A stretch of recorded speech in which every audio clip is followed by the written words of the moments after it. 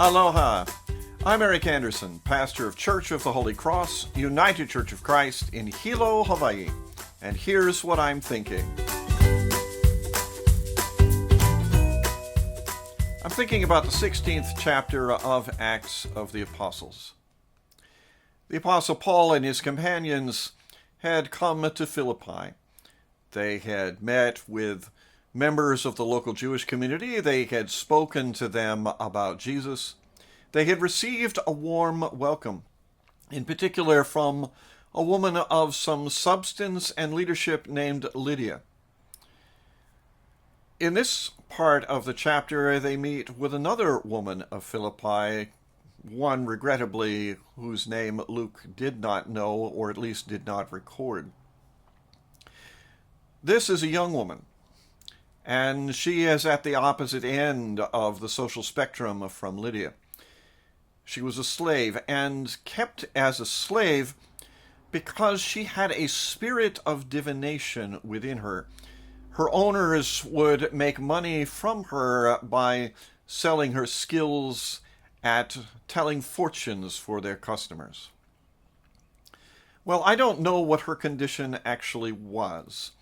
It's for certain that whatever it was, it removed her ability to restrain herself, because she would follow Paul through the streets, proclaiming that he and his companions brought a message of salvation from the Most High God. Paul found that irritating, and I suppose I would too if somebody followed me for days and said such things about me, which is unlikely. At one point, Paul turned around and ordered the spirit to come out of her. When it did, it left her in a right mind, in her own mind, her own spirit. It displeased her owners, who had Paul and his companions arrested and beaten. Up to that point, nobody had paid much attention to them.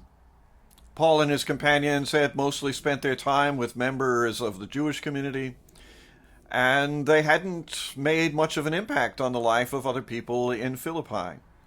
But this time, with an act of admittedly pique, but also compassion, when Paul healed this young woman, they'd impacted somebody's economic life, somebody's source of money, their hope of wealth.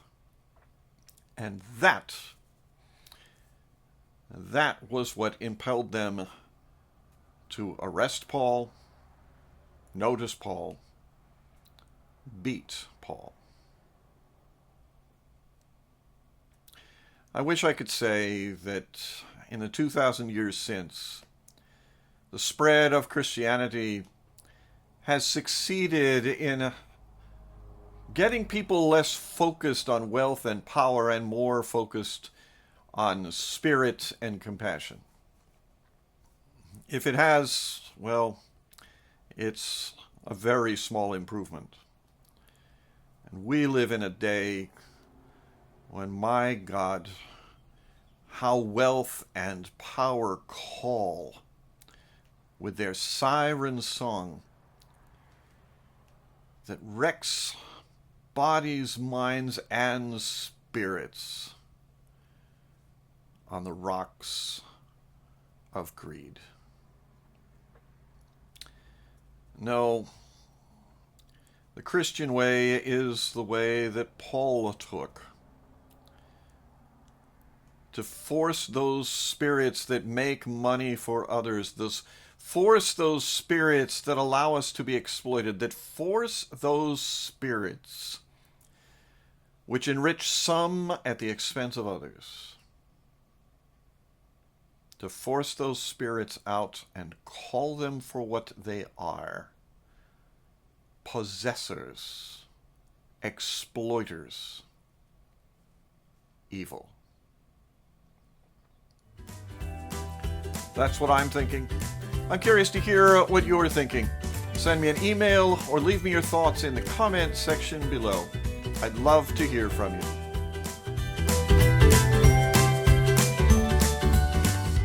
From Church of the Holy Cross, UCC in Hilo, Hawaii, that's what I'm thinking.